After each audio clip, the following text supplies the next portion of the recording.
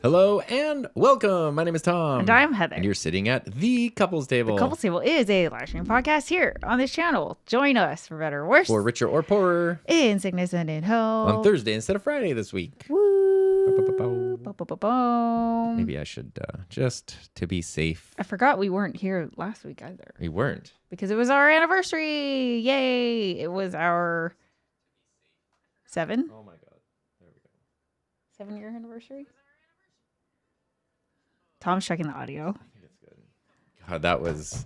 I have been having friction in every interaction Tom is having a lot with of like friction technology today. and it is so frustrating. I was trying to double tap to go back to listen, and instead it was just putting my volume up and down. You have like one more thing, I think. I need to just one more tech thing. like not move. I need to be like, you need to sit there and just talk. That's all you got. That's all is expected no of you touching today. or moving or anything.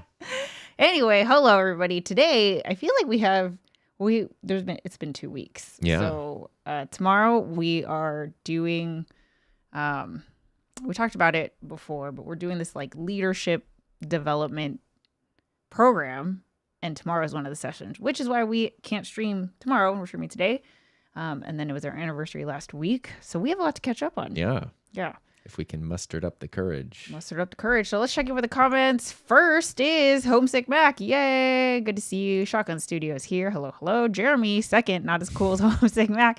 Don is here. Hello, everyone. Bailey, funnily enough, it's still Friday. yeah. Oh my gosh, that's so weird. You actually get to see a Friday episode now. Don says happy anniversary. Yay. Homesick Mac. And I was the first to hit that like button. Boom. Undecided Toy Store. Hello. I love this emoji. That's gonna be the next week's thumbnail. Anyway, so how are things over in the Tom Buck land? Good overall. Today's been a little bit of a frustrating I don't. day. It's just one of those things. Like some days everything goes smoothly, Some days everything and goes other days smoothly. it doesn't. Don't I know it? Well, today we're gonna be talking about some like updates, like things that we've been talking about between the two of us in the last 2 weeks. I think some YouTube updates. Yeah, we had some stuff we were going to talk about last week, and we were really on the fence. Like, should we have a show? Should we not have a show? But I know. then it was like, well, do you want to talk about that a little bit? How you taking took a break? your time Sure, off? yeah. I took a 4-day break. When was the last time you took a break? A break? I would say last June, like 2023. Okay, we are Because not letting that happen again. The other couple times I've like taken time off work, it's been for things like visiting my parents or something. So it's like, that's fun and enjoyable, but it's not really a break. And then you just jump right back into catching up on everything you missed. We did that. Yeah. So this was like what I really wanted was to take time off where there was not really anything scheduled and it was just home time to have back being a teacher when it's like the middle of summer vacation, you actually do have some unscheduled days to just like do as much or a little of whatever as you want. Mm-hmm. It's really nice. Yeah. Huge for you. You had some like pretty big breakthrough things, I think. Yeah. It's just mentally, it's very good. Yeah. I think the thing that Tom and I struggle with sometimes, or for me, it's like been very evident lately with the gaming channel, is like every day we wake up and the possibilities are endless. Mm-hmm. And so it's like you go through, for me, I go through every minute thinking like, am I going to stream today? Do we make a video today? Do we make social media clips? Do we like, there's so many things to work on. Whereas, and the thing, like, obviously we are married and we love this stuff. Wait, we are? So it's like, it really is hard to like find the line because it's like, right. We would be doing it anyway. Yeah. Work or not. And that's like a problem sometimes. Yeah. It's great it's great sometimes because you're like, I am doing a thing right now that I need to be doing, but it's fun. Yeah. But the flip side is like, oh, when was the last time there was like literally a day where I just didn't turn that part of my brain on? And then it can be like a year and a half. Yeah. So let's not do that. Yeah. Let's prioritize. All right. Freddie's here. Happy anniversary. Undecided Toy Store is asking how the MSQ journey is going. It's so fun. We're talking about Final Fantasy 14. It is, I'm in Stormblood and it's great. Like I really, really like Stormblood a lot. I was going to say something on the stream last night and something happened and then I forgot. Oh. But the thing I wanted to say is I'm actually a little bit nervous at how many new people we have introduced to Final Fantasy 14. What, nervous? Why? They don't like it or? I feel like it's a game that you might need a little bit of hand-holding. I never in my life would have thought that I would be playing. It's not Tetris or, I don't know, Duck Hunt. Yeah. Like I feel like I guess the reason why I'm worried is because the people I'm thinking of they don't strike me as gamers. So there's a little bit more of a gap. That's not the topic of the couples table. What I can say though is that as someone who didn't fall into that niche and is playing it, like not only do I have you and I don't have to lots of worry resources, but the game itself does a really good job of kind of holding your hand, especially at the beginning. And like if you think of it as, oh my God, I'm going into an MMO RPG, like of course, then it's like very overwhelming. But if you just play the game, if you just turn it on, listen to the things it tells you to do, like it actually guides you through really well. Well, there you go. So I shouldn't have to worry. I don't think so. Sure, we have a show. Sure do. Bon is here. Hey, Bon. Happy Thursday. Speak of, not the devil. Speak of Final Fantasy. Okay, so where do you want to start? Well, you said you had stuff to show me. We were talking about YouTube. I forget what order was our title in today. YouTube updates. Well, so here's the thing that I want to share, and I'm going to pull it up so we can read it together. Okay. Have I seen this?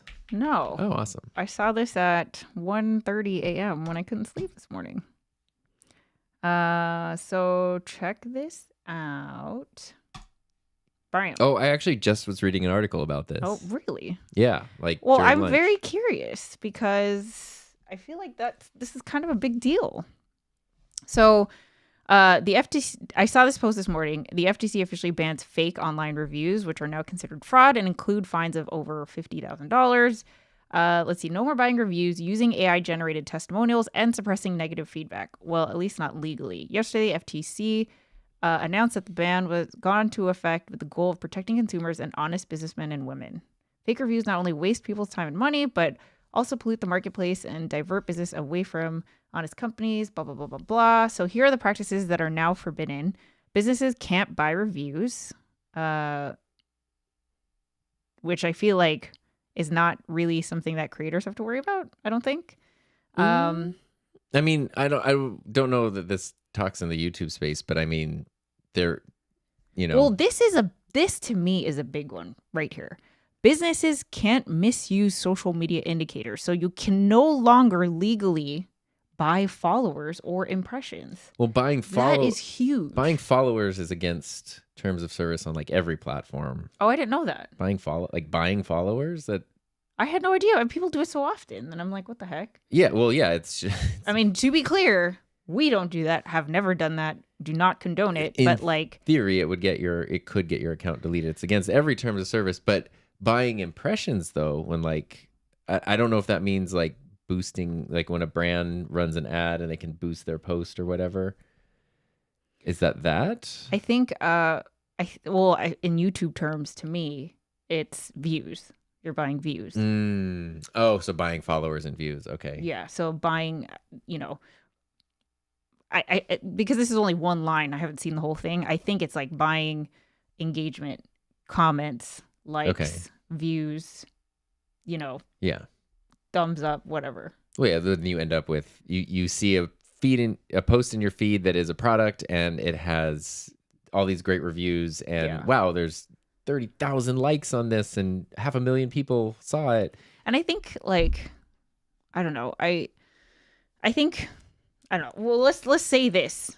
The reason why I do not condone buying views is because, I mean, I don't even know how to explain. It's dumb. Well, it's not dumb. It's just like you're not buying the thing that you think you're buying. Right. It's not working the way that you think it's working. So like, to me, it is so obvious when an account has, say, I don't know, 50,000 subscribers, and then your videos only have like 75 views. To me, that's an indication that maybe some of your subscribers are fake because the ratio is like weird. Like it's very, like there's not a lot of engagement with your existing audience. And then when you buy fake views and impressions and et cetera, they're not really actually interacting with your content. They don't care about you. They're just doing their job, bots or whoever is doing it. But I see it all the time still. Yeah. So I'm curious, it's like very common. So my question to you is I actually You're am like kind of trembling embarrassed. a little bit here. You're like nervous. No, I'm tired. is Oh, what I am. okay. I'm also very excited for handles. Yeah, me too. No, the thing that I'm a little embarrassed to admit is like, I don't know. We're supposed to follow the FTC, right? Is that just folded into YouTube terms? Because the FTC, that's just a US thing. Yeah. So it's not like, just because the FTC says it doesn't mean that YouTube creators have to abide by YouTube, it. I don't know the finer points. I know YouTube's a US based company. So I feel like the things apply. Like, does this apply to YouTube creators? I guess if you're a business as a YouTube creator, if you are getting paid, there's some kind of commercial exchange, which to me is like, if you are monetizing your content, if you're a YouTube partner, you are a business. I think there's a lot of gray area that will be figured out as this like becomes a thing, because yeah, like I mean, right there, the thing like impressions. Okay, you took that as buying views. I took that as buying like visibility. Buying views is against every platform's term of service. Buying visibility and impressions, like getting your thing to be shown more. Oh, I is see. Like eyeballs. Every platform offers that on their business profiles. Okay, Instagram, Facebook, I see. Okay. even YouTube. You can buy like ads, pushing it out. make something an ad, and push it out. Like how many you literally, when you buy an ad, you go like, I'm buying 50,000 impressions. That's how you buy the ad, is like how many views you want it to get. So like, and that's why YouTube got in a bunch of trouble last year, because they were misrepresenting what a view or an impression was on an ad. It's supposed to be a native thing, and suddenly it was counting all this embedded stuff where the things weren't playing properly, but essentially companies were paying for ads or plays or whatever that they never actually got. So I feel like that's not illegal, because it's also always very clearly labeled and a huge part of these companies' business models. So buying whatever that is, I can't imagine that going away. But buying fake views, buying fake followers. okay, so here's another point that I want to bring up with you. Business-owned websites can't misrepresent their reviews, so businesses now also can't misrepresent that the reviews for their products on one of their websites are independent when the website is in fact owned by the business. I don't know what that means. The reviews for their products on one of their websites are independent. I guess if it's like if you're okay. on Amazon versus your business page. Yeah, I mean, you know how like I see this a lot because I watch a lot of those YouTube videos that are like, I bought every Instagram ad for a month or whatever. And when they're buying the things, they go to the product website and it's some weird, goofy thing you've never seen in your life, but it's got, 4.9 star reviews and everything. There's like no critical reviews because the website is obviously the manufacturer's hosting them. They're not going to let the negative reviews. And I've even watched videos where people will like they get the thing, it sucks, they leave a negative review and it never shows up. Yeah. But then positive reviews after the date they try to do their negative review do show up. Mm-hmm. So I feel like that is what they're saying. That's not having like a snippet, like posting a review on a website that just says like this product is great, Tom. Like a testimonial is different than here's reviews. This product is a 4.9 star product or whatever. Okay, so no more negative review suppression. Businesses can no longer use groundless legal threats to get a person to remove or not post a negative review of the business product. I feel like we were kind of already going in that direction, but here's the one that I find very, very interesting. No AI testimonials. A business cannot use an AI-generated persona to give a testimonial for its products. What is a testimonial? Is persuasion out of a job? If we're talking about this is where I'm confused with. If you have an AI voice that's just saying, this is the not that Rode does this, but I'm looking at a Rodecaster. So if you have an AI voice that says like the Rodecaster Duo gives 2 XLR inputs and can be a good streaming thing, sound effects, onboard processing, just kind of a feature list, like reading an ad for it. That's not a persona really giving a testimonial, but the thing of like my boyfriend bought me a blah, blah, blah. A couple episodes ago on the couples table, we watched an ad where it was for like a pill pack holder. Yeah. Like a pill holder for your purse. The person had a whole story about how their boyfriend invented this thing, but it was clearly an AI voice. It was totally an AI voice, yeah. Which I had a problem with because I was like, I think it's so convincing, like in a very false advertising-y kind of way. It's like very manipulative where you're telling this story about you and your boyfriend and you had this like, you have so much medication, you can't like sort it. And then it's like connecting with you on a human level, but this is AI and this story is fake. Yeah. There is no boyfriend. Yeah. Yeah. So is that banned? Well, testimonials it says, but the thing that's interesting though is like, okay, that goes into like paid actors, where it's like real customers, isn't that the same thing when someone's like, wow, this medication really changed my life? And it's like, you've never had this medical condition. Anyway, so we will delve more into this topic. Andre, hey everyone. Is it Friday already? Did I miss a day? You did not. Tom and I are just going to be out. No, he did. It's Friday. What are you talking about? Mess with his whole world. Because if it's Friday, I'm seriously late with the roller skates on Mountain right now. Randall, love the color coordination. Would you rather have views, subscribers, or likes? That's a question. Also, $20 super chat. Oh. I see your baby on the lovely couch has upgraded himself from the floor. Oh my God, look at Ben. Oh my God, scoot over. Can you see? Oh my gosh, look at him. He's tired because he got groomed yesterday, and that is always an exhausting experience for him. Dude, you need to do the NDI. We have to show everybody this. He's so. I've never been this comfortable in my life as he is right now. Okay. Oh, we gotta unlock the scene. Oh, he knows. He woke up. He knows we were talking about him. He still looks pretty comfy. Hi, Ben. He was just passed out, eyes shut before. It was very cute. That was adorable. Okay. Anyway, thank you for the super chat, Randall. Thanks, Randall. Sammy Superstar is here. Hey, everyone. Jeremy, have you guys seen Runway yet? We are just a few steps removed from Total Recall Matrix Terminator time, folks. I've only seen Runways at the airport. Runway is the website. Oh, Runway Me is the website. Randall says, when it is an AI, when the individual that they are describing an individual and get the gender is wrong. There's so many other ways. I feel like I can sniff it out pretty well. I have seen a lot of AI reviews on Amazon. Many. I'm because it's like the perfect spelling and grammar. The word delve shows up often. And which no one ever and uses it ever. sets a stage. It's almost like the recipe things. Like, I was searching for the perfect office chair, and you know what makes a good chair? It's got to be comfortable, durable, and something that you can sit in every day. You don't know. No average consumer. We've all felt that painful feeling when your back isn't supported after a long day of hard work. It's like huh? As a creator, fine. Because you're talking to an audience. But the whole point of user review is like... Yeah, well, then you see the part where it's like, the chair's pretty good, but like butt hurts sometimes. And you're like, that's a real review. So, yeah, I feel like... I'm just curious because I don't know if this is something that gets enforced on YouTube, which I feel like all of these things are a huge problem. Let me ask AI.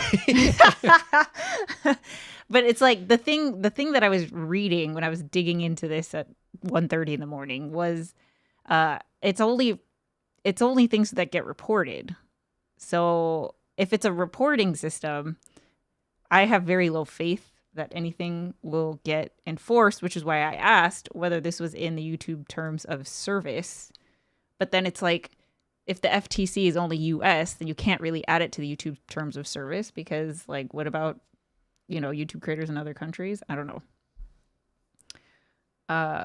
Let's see. AI and story blocks are hand in hand. Oops. Do you use story blocks? Or have you ever? I don't use stock footage, but I like AI voices. Yeah. And which is something I didn't really expect to defend as much as I do, or even feel as strongly about as I do. Sorry, okay. I asked AI, are YouTube creators beholden to FCC rules? And it said, yes, YouTube creators are subject to FTC rules, particularly those governing advertising, sponsorships, and endorsements. We are. Yes. And it says disclosure. It really went into depth, but it says some guidelines to keep in mind are disclosures of sponsored content, truthful and non-deceptive content, how you use affiliate links and commission, child-directed content, and then influencer guidelines. It is the creator's responsibility to comply with FTC rules. Brands are held responsible too, but creators are on the hook for their own disclosures. And this is something that I've actually brought up with companies that I have known creators to get large paychecks from companies, make videos, and not mention the very large 5-figure paychecks in their videos. And I've brought that up to the companies. I said, like, here's the thing. Like, what's the deal with this? I know what you did. Yeah, and what's the deal? And they're very honest. They're like, that is not our, like, we didn't direct them. The responsibility is not on them. They said we didn't direct them not to do that. That is up to the creator. And like, wow, we don't police. Which I mean, like, and then I was thinking, like, yeah, I guess it isn't up to you to police. Like, you're paying someone for a thing, they do it. Like, if you, I don't know if this is an equivalent thing, but if you hire an electrician to do some work, right? And obviously, it turns out they just stole a bunch of copper pipe from a construction site. Like, you don't know that. Well, you don't know if they're doing it above board or following all the regulations. You're kind of trusting their professionalism. Right, exactly. But then I asked chat, what about creators that are not based in the United States? And it said, even if YouTube creators are not based in the U.S., they may still be subject to FTC rules if their content or audience involves U.S. viewers or U.S. companies. Creators should also be aware of their own country's advertising laws. The FTC can pursue action against non-U.S. creators if their content targets a U.S. audience or involves U.S.-based brands or advertisers. Platforms like YouTube operate globally and content can cross borders, so even international creators may fall under FTC scrutiny. Yeah, the thing is, like, most creators are too small.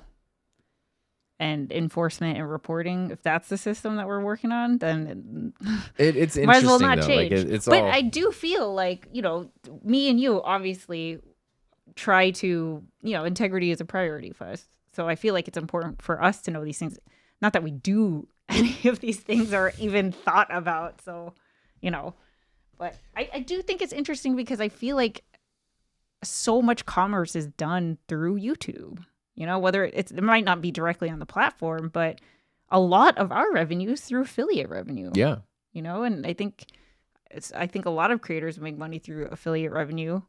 And so it's just important when things like this come out where it's like, well, what are we allowed to even... Yeah. I mean, I see creators literally every time I go on YouTube breaking affiliate rules, probably without realizing it.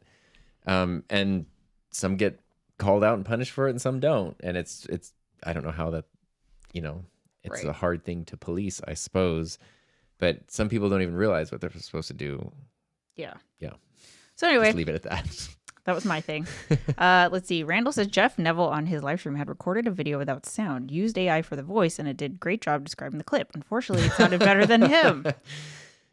Just like Foreign doing disinformation about persons running for elections. What? That never happens. That's interesting to use the AI voice to describe stuff. I've only used the AI voice like text to speech, basically. But which text to speech technology has been around for a while, but not with the emotion and inflection you can put behind it. Or it sounds like a person. Yeah. Where it sounds like an actual person. Yeah. And that has been like very interesting. Before it was just like the phone operator. Yeah. You know? Oh yeah, it was just like that robot voice. Like, yeah. Haha, I am you reading the words you type. Ha ha ha. But. Like at least that's what I typed.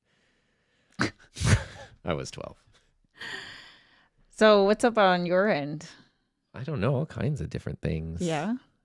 Did you have something you're trying to lead me towards? No, I was just checking. Yeah, I don't. Oh, okay. I mean, there's all different things. I had some interesting screenshots and things, but I can't seem to remember or find all of them because I also don't remember which devices I screenshot them on. You're not synced? Not living all that of them, cloud life? Because then everything gets too mucky. Oh. And other devices fill up with stuff I don't want them to fill up with. I'm pretty sure it's on there. Which one am I looking for? My computer screenshots don't sync here. I think that's what I was looking for. It was the AI comment. That is on here. Yeah. If you want to talk about that? Talking about AI voices? Yeah. Let's just talk about that. So I have done 3 sponsored video. Well, sorry. I've done 3 sponsored videos for AI voiceover services. 2 for Artlist, 1 for Motion Array. Okay. Actually, let me pull up the video that you are going to talk about. Yeah. Which one was it? The desk tour. Okay. So this was an interesting thing. When Artlist first reached out last summer and was like, hey, we're doing, I've done Artlist sponsorships. I've said this many times.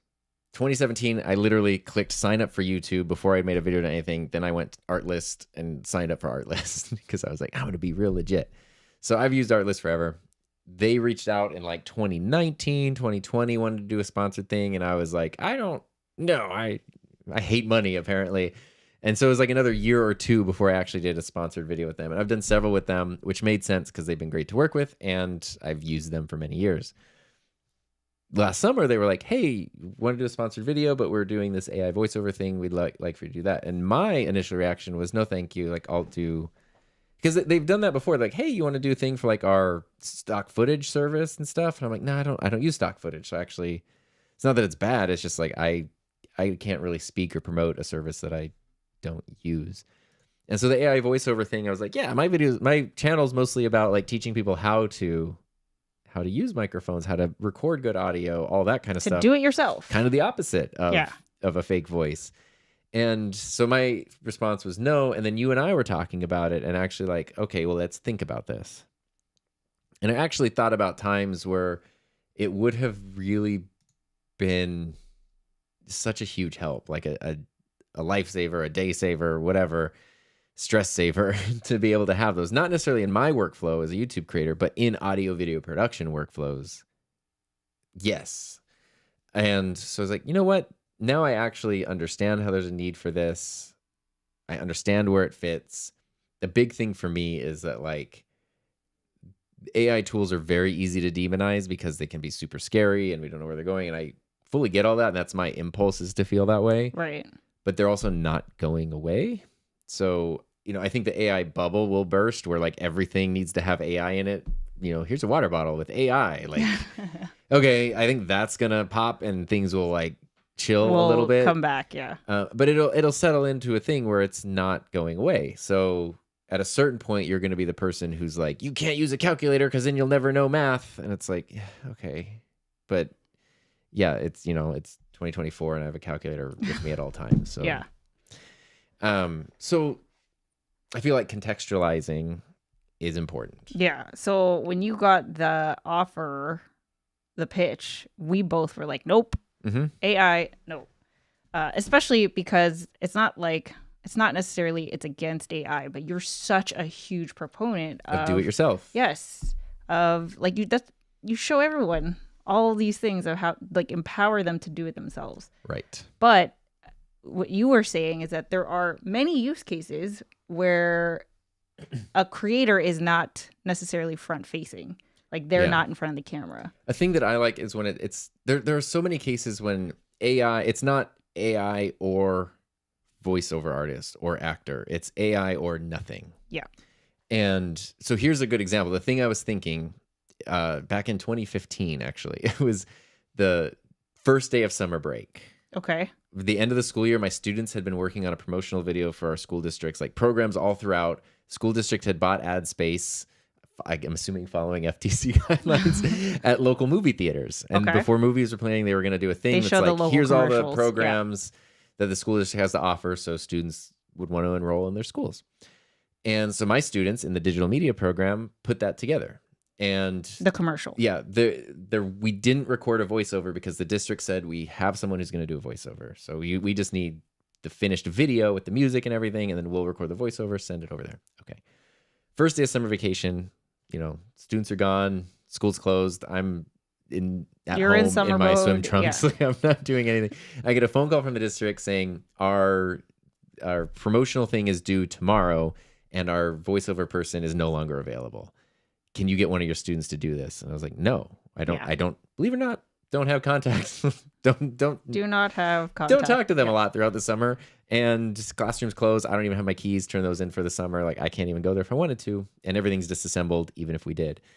And they're like, is there anything you can do? So it ends up with me taking like a very basic audio recorder that I didn't know how to use into the guest room here and trying to record a strip like, the school district offers programs in, healthcare, public service, and digital media, blah, blah, like just trying to do that and sending it in. That played in the movie theaters for 2 years. It wasn't 2 years. With your voice. With my voice. It happened with us. Yeah. I recorded that years before we met, and there were times where we walked in the movie theater and my voice was going, oh my God. And of course, like no one's going to know. When I walked, I had to turn around and leave. But of course, it's that guy's voice. Like they're not even listening. But part of that's kind of cool. Like, wow, your thing's in the movie theater. But the stress, the chaos, and then the less than great product, because this is before I even started my YouTube channel, and I didn't have all the resources, and I'm literally like it's essentially like if I were holding my phone in a guest room and recording a voiceover. Something like this would have been so nice if they could have just, the person who's just at their office with zero recording equipment could just go type in a thing, do a couple takes of it, get it to work, and now you have like an actual, what sounds like a professional quality voiceover. Your deadline is made, all that. Just the other day, I was looking at cars at local car dealerships for whatever reason.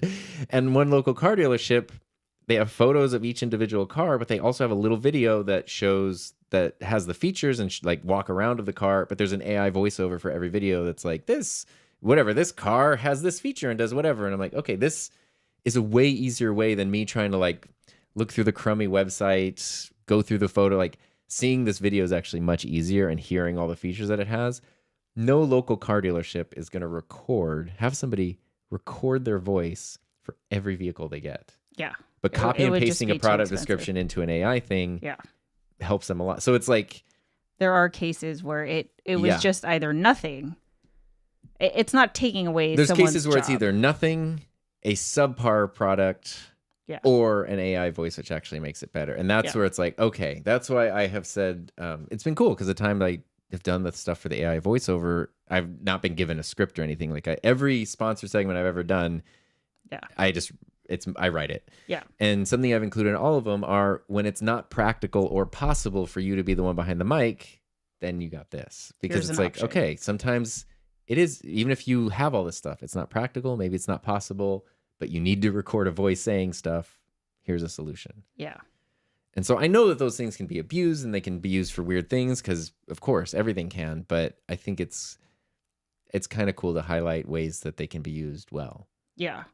Sorry, that was long. It's okay. Audio Hotline says, hey, you two. Hey, we hope you're doing well. Homesick Max says, all AI videos with Tom are so original. Nobody else did anything similar to how Tom incorporated the AI voices.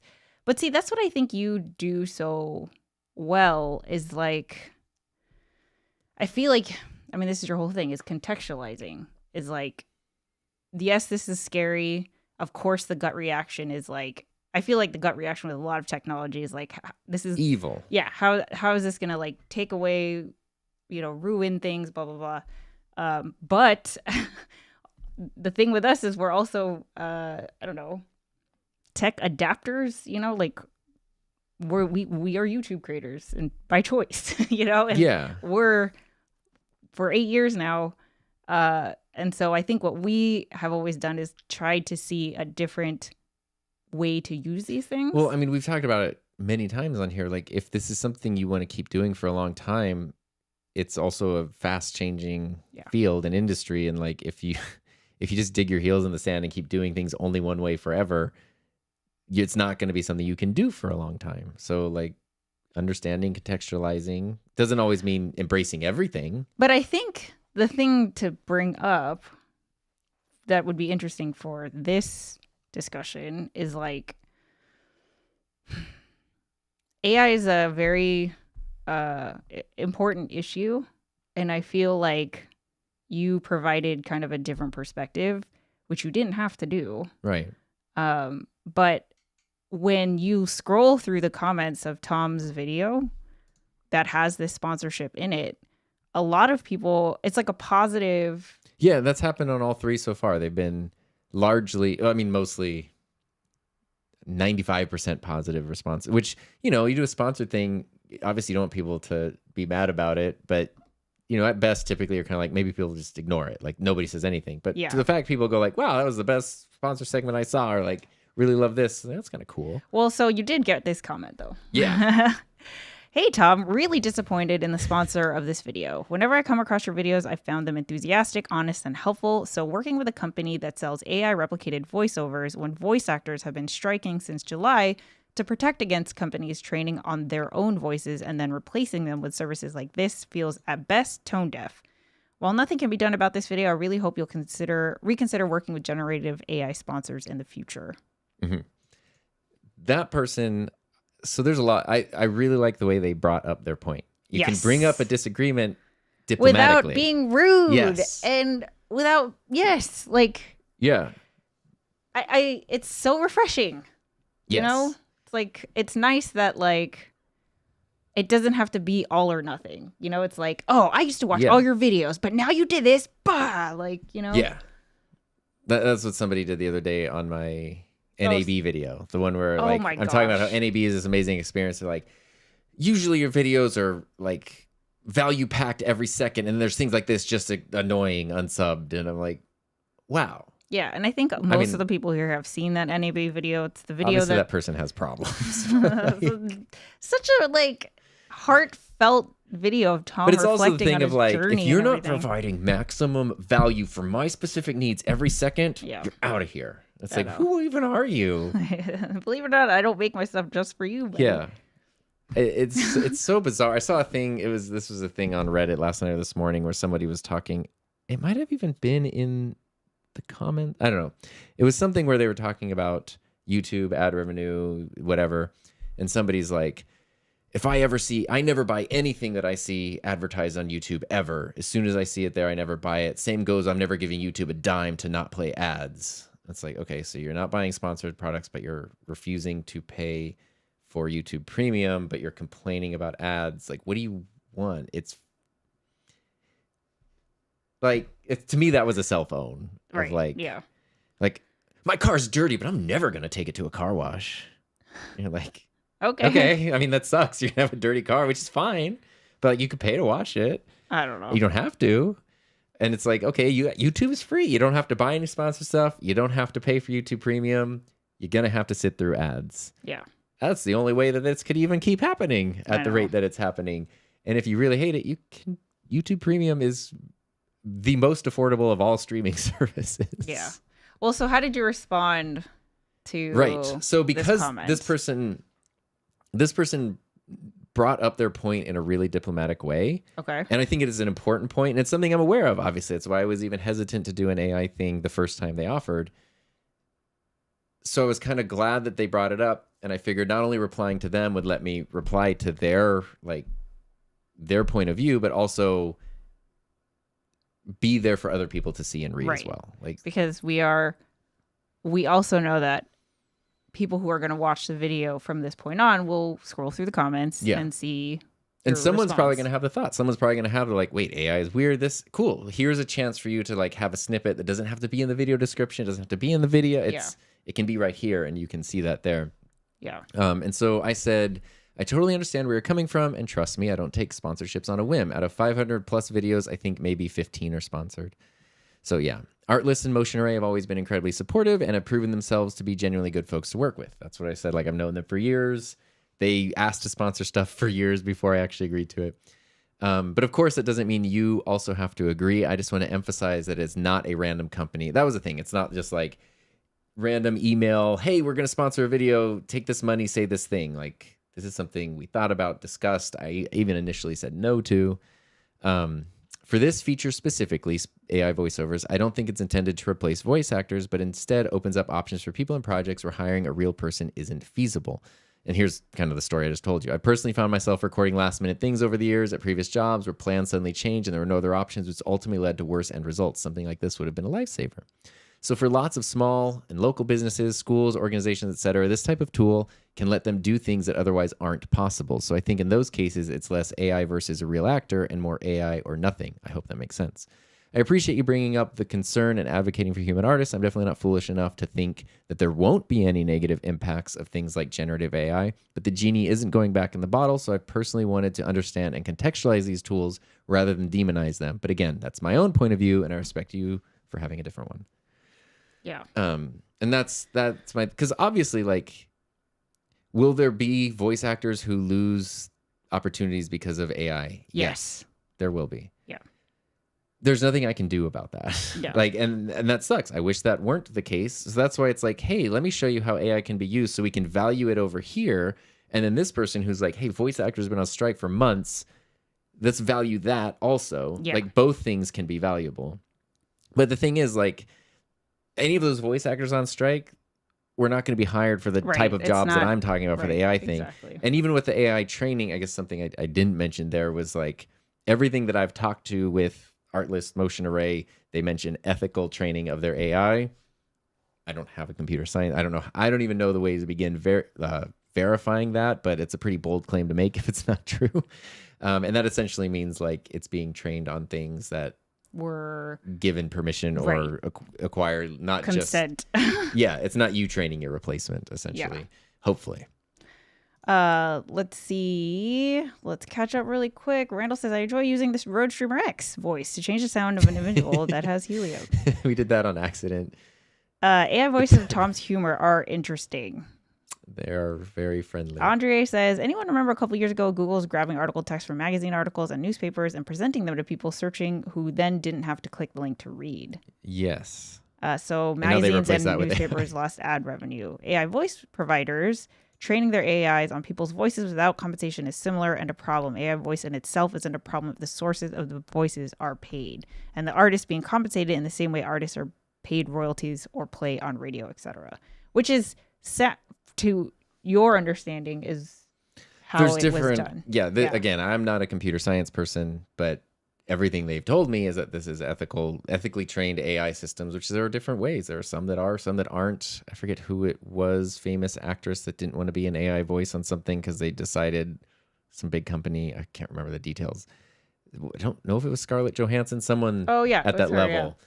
Yeah, it was like, oh, this company is just using my voice. Like that situation, no. But yeah, it's sort of like I don't know all the ways that it works. The same way that when DJI pays someone a bunch of money and the person chooses not to announce it, it's not really the company's, like, right. The person chose not to announce it. When I'm working with a company that I have found nothing but reputable for many, many years, and I ask them how their stuff works, and they tell me if it's ethically done, at a certain point, like, I guess I could become an investigative journalist, but I'm not going to. It's not. Right. Ernesto, hello, Heather and Tom. Happy Thursday. Hello. Hello. Well, what was we did YouTube updates. There was like so much YouTube update stuff, but I don't know if we have time. So we'll talk about other things. Creator life. How's creator life been in the past 2 weeks, Tom? Well, taking that break was real nice. Yeah. Let's see. I mean, so we had a really fun YouTube huddle up yesterday. Yeah. On the YouTube huddle up, which is over on my tutorial channel. It's every Wednesday at 1 p.m. Pacific Standard Time. We have a live stream of a community of other people who are working on their YouTube channels. And it's just like such a fun, positive, encouraging, productive, creative community that I don't know how it came together. Like I've no idea how this happened, but it's just such a great group of people. And yesterday we celebrated our 12-week progress. So we check in every week. We put in the reps every week. We talk about our wins. We talk about our goals. But every 12 weeks, we kind of, do a bigger reflection on the bigger picture and, kind of evaluate things over several weeks or months. And it was just so cool. Actually, I'm going to get the box. I'll be back. Oh, I see it down there. I don't think I can quite reach it. But yeah, the huddle up is like such a cool group with like such a fun vibe. And you had to get a bigger box. It's like Jaws. You're going to need a bigger box. Yeah. So this is so if you made any progress on your YouTube channel, you get a sticker. And every 12 weeks, we do a drawing for a prize, which has just been $25 Amazon gift cards. Just to kind of, have a fun celebration. Another incentive. That's not why people obviously want to work on our YouTube channels, which is another fun thing, like a reward, a quest reward. So I take everyone's stickers, I turn them into tickets, and we do a drawing. But it's so cool because when you think about it, every single one of these, look at this. Sorry, I'm looking at all the names. Like each one of these tickets represents a video that was made, someone redoing their studio, someone, opening up a shop to sell their graphic design stuff or stickers, someone live streaming for the first time. 2 from Mommy Guide. Mommy Guide So did a whole 30-day challenge. I mean, it's just... This is very cool because something that it has been cool, like when we got to go to NAB, when we got to go to New York and stuff, was meeting people in real life, and they're like, oh my God, your channel has been helpful and all that stuff, and it gives you that like real world impact of the thing that you make digitally. Yes, it's very cool because it's one thing to see a scoreboard. It's one thing to have someone say like, I made a video this week or whatever, but to like transform that into physical things that it's just oh my incredible. God, this is a lot. It's incredible. It's like, I don't know. I feel it just really gives me an appreciation for people who choose to do YouTube because it's so hard. But the fact that people push through, they find time, they dedicate themselves to this goal that they set for themselves. They try to level up. It's like a representation of effort, of creativity, and I just love being a part of it. It's just so cool. It's a nice, in a world where it kind of feels like I'm not doing enough, or right. I put out a video on my gaming channel this week, which I was like gonna pull the plug on every step of the way. I did a studio tour. You did a studio tour last week, or a desk setup. That was tour. the video, yeah. That's what we were just watching. I released a video at the very exact this was same time. coincidental that we did. Yeah, similar this videos. A YouTube setup video where I talked about my camera, audio, stuff like that. But then I had the idea of there's a lot of video game stuff in my studio. I'll make the gaming channel version of the studio tour. So I talked about just all the random video game knickknacks that are in here, and I don't know, when I was editing it, I was just like, this is so rambly. It's so just me talking about things that I love, and it's just so me, which if you've been, watching the Couples Table for the past couple episodes, I'm having a lot of, I don't know, imposter syndrome, self-doubt when everything it comes to my you've done gaming up channel. to this point has been audience focused in terms of this video will teach you how to do blank. This video will show you how blah. And the gaming channel is just me. Yeah, I like this game. Let's talk about it. Let's talk about this game here. Let's talk about this game. Look at this game thing. I like this game. So anyway, I was hesitant because it just sounds like me talking. What do you say? What do you say? You know, I was just like, but I was like, you know what? Just push through this. Everyone else on the Huddle Up is doing it. I can do it too. Okay, so I'm gonna push through. I put the video out, and of course, the whole time I'm just like, look at it, it's done. No one cares about it.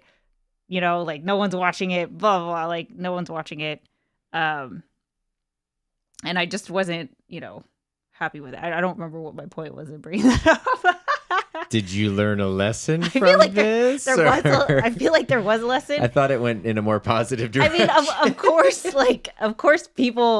there was a good response. The people that did watch it, the people who left comments, connected with it, and so it was a reminder of like, I know it's so weird to not be in the position of like, here's the thing that you're getting out of this discussion or out of this live stream or this tutorial or whatever. It's just like I'm sitting there talking about video games. It just feels wrong. But then there is the connection that, it's like people are connecting with it. So I'm like, okay. Right. It's like my brain is reconciling with the logic behind it, but it doesn't. It's way out of your comfort zone. Something you and I talked about this week was acting as if. Yeah.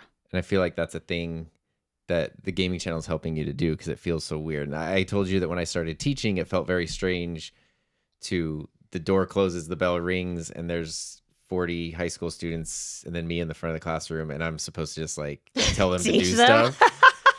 Yeah, well, of course. And that's the thing. I was like, I'm not the one. Like, I need an adult. It felt very weird.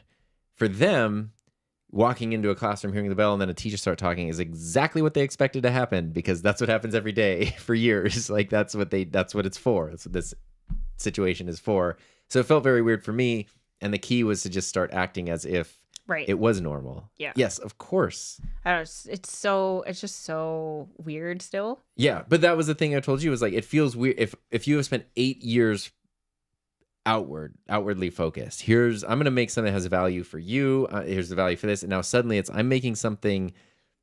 It's weird to think that there's value in a thing that feels very personal focused. But it feels indulgent. That's the only word I can come up with. But obviously people are, and this was the whole thing.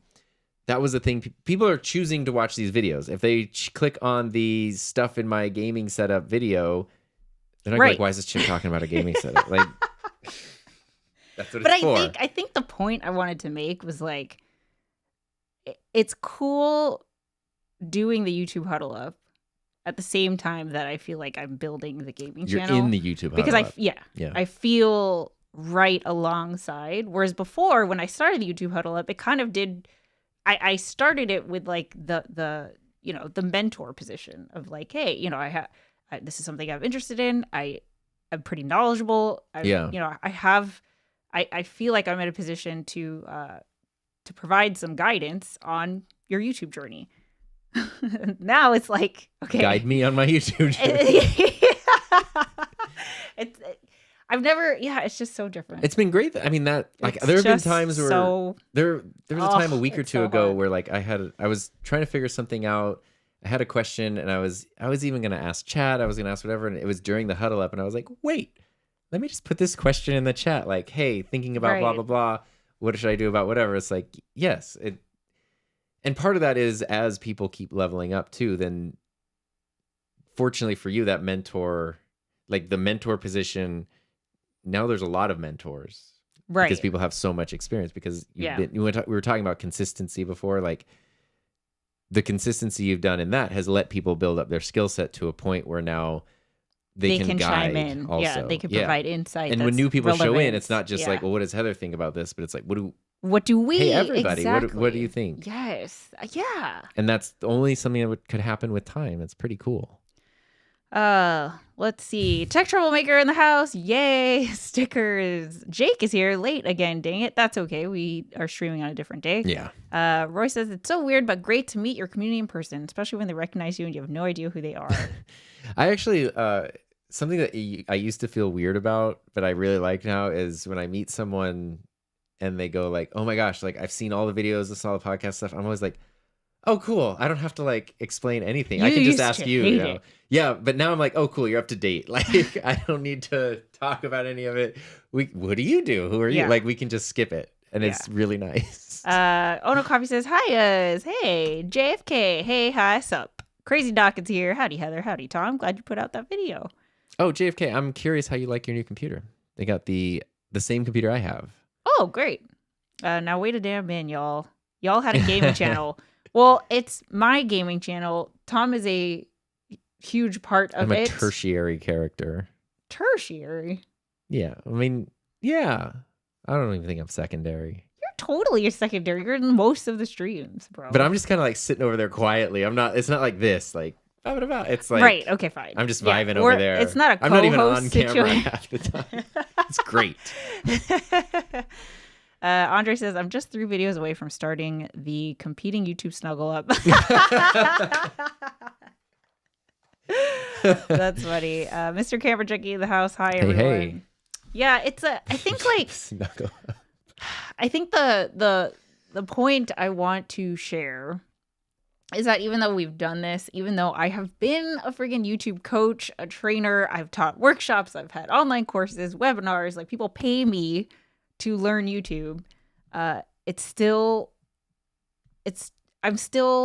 experiencing new things with it. I'm still trying my best. There's just still so much to, I don't know, learn and figure out. And it's hard, it's hard, but the people who do it are incredible because these people, these self-selecting people who are voluntarily choosing to do this are incredibly resourceful and creative and just like the best people to be around. So yeah, it's a continuous, like every day I just go from like, oh my God, I don't know what I'm doing it all wrong, to, oh, this would be fun, let's try that. I don't know. I can't overthink it. I know. Yeah, but that's the good lesson to learn. Yeah. Let's see. JFK, I made a comment a second ago asking Tom the best option for using NTF drives on macros.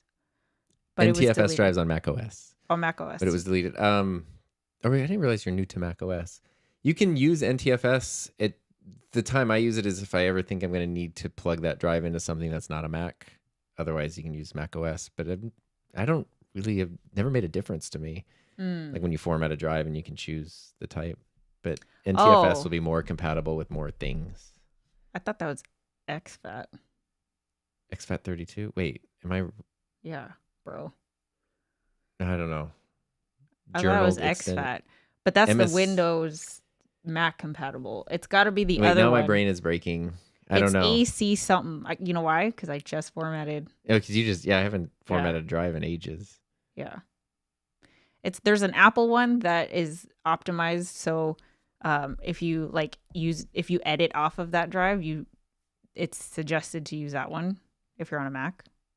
Anyway, Andrew, the exposure bar. Hello, you two. How have you been? How's everyone else been doing as well? Something we got to do during the break. Something we got to do during the break is we got to meet Andrew in person. Yeah, Yay! that was awesome.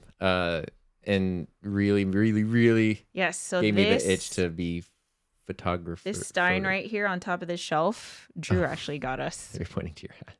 And that Stein is featured in your studio tour video on the gaming channel. Which Persant, who's a active person in the YouTube Huddle Up, as we're not gaming, has been in the couples table and also on the gaming channel, has the same one. That's crazy.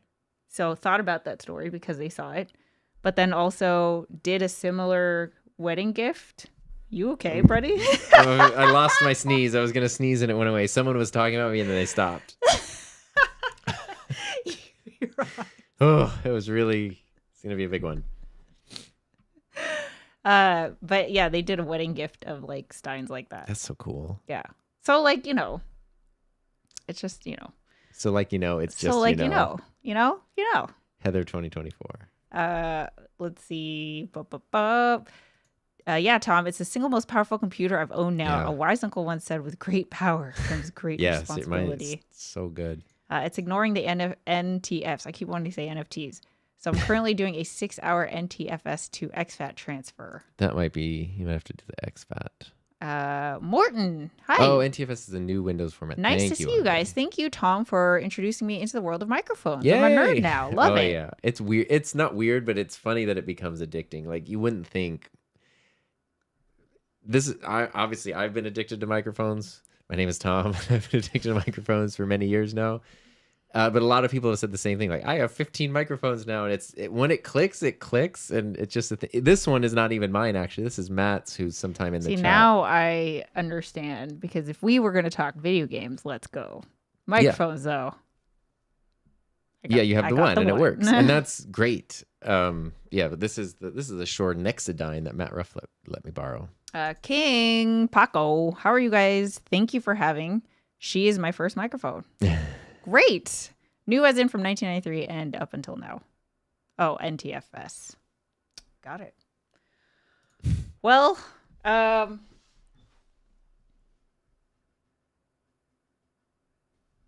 what is this? What happened? You went so quiet. Someone is asking me to interview me. Like the police? I don't know. I feel like everything is spam right now. Yeah. Everything. I'm just like spam until it's not. Was that Kamala Harris asking an interview? Ugh. I will be so glad to not get another election, anything. Somehow I opted out and I haven't gotten any in a long time. Good for you, man. Yeah. So anyway, is that it? I feel like there was more. There's always more, but we're at the top of the hour, and you're going to be doing a stream in an hour, so yeah, we actually are on a little bit of a time crunch. I'm nervous as heck. But one of the magical things. See, this is why I'm really have so many reasons for the gaming channel. Is that like I feel like I can share all these like new things. It's the equivalent of us doing the thing that we teach. Yeah. You know. So. The thing that I'm doing today that I've never done before, we've never done this, is I'm going to do a watch party in the Discord server. So there's a lot. The company there's a company that's coming out with another video game that I'm really excited about next year. They're doing a demo of that video game in an hour, and it's in my calendar. I was gonna watch it anyway, but then I woke up and I was like, watch party, wouldn't that be cool? So that is how she wakes up. I can confirm. Because I was like, oh, I can stream it to YouTube, but I was like, you know what? The vibes in my Discord server right now. Yeah. It's like fun. It's popping so off. cool. So I was like, oh, let's just see. I don't know. Let's just see how this goes. So I will report back with how that goes. Yeah, that's kind of fun because it's what's really fun about streaming in a Discord server is like there is no marketing strategy there. It's not like, well, let's grow the channel, promote this, do whatever. Like, it's a chance to share passion about something. Like, we're all excited about this. Let's share it together. And it's so pure and just so fun. And it's such it's that's crazy. What it is. The thing with your Discord and like gaming channel group is it feels like that is a group of people that's just been there forever. Right? I don't know what happened, but it is. I don't know if there's a couple people here who but it feels like, oh yeah, all these people have obviously known each other, been around. This is a group that's been around forever. No. Yeah. It's very new. But that's how I feel like with your channel too. Is like the people. I mean, but some people have had the time to be there for years now. Like even meeting Drew, he's like, I've known you guys for like 5 years. I know. Yeah. Yeah. So anyway, we'll see. I will keep you updated. Let's see. I feel like I've gone over the dark side. I'll truly be a Sith Lord. Getting an iPhone X5 is mostly for flash drives and compatible with loads of stuff. Same phone numbers are the same. Asking for funds for different politicians. That is a good. I just blocked phone numbers. Yeah. Dear Americans, I beg you just come through November at least a little bit sane. I depend on y'all. Oh man. All right, everybody. Well, that was fun. That was awesome. Yeah. Oops, I bumped. We should be back to our normal day. I was using this boom arm yesterday because I was in the side of a stream and I needed like a boom that could have the mic in the frame without getting in the way of the computer and things. And this one worked, but it was the one that was in here. It's not ideal for couples table, and I keep bumping it and stuff. But it worked really well for the stream last night. Yeah. Okay. So November 1st, the day after Halloween, it'll be our Halloween episode. What is? the couples table next week. Okay. It's November 1st. So, all right, everybody. Thank you for tuning in. And if you have any suggestions for things that we could talk about, feel free to send us a message. We are always open to all of the creator topics because we love talking about this stuff. Oh, thanks for watching. It's time to clear the table. Like, come on, Tom. No, sorry. Roll the outro. I was thinking about a thing. I don't know if we turned on fan mail on Buzzsprout or not, but fan mail or Buzzsprout has a really cool feature. I know this sounds like an ad. They have a really cool feature called fan mail, where on the audio version, you can send us a message. Yeah, but it's basically like you click it and you just text it on your phone. It's not like you don't have to go to an email, you don't have to create an account, you don't have to do whatever. It's just like it will literally look like our show gets a text message from somebody listening, and it just then you can just read it next time. Text. It's not voice. Yeah, this is just text. Oh, so it's so low. Send us a message. Yeah, but I don't know, not 100% sure. If that's turned on the audio version, it'll be in the show notes. If it's not there, it's not turned on. All right. And with that said, we'll catch you guys next time. Bye. Bye.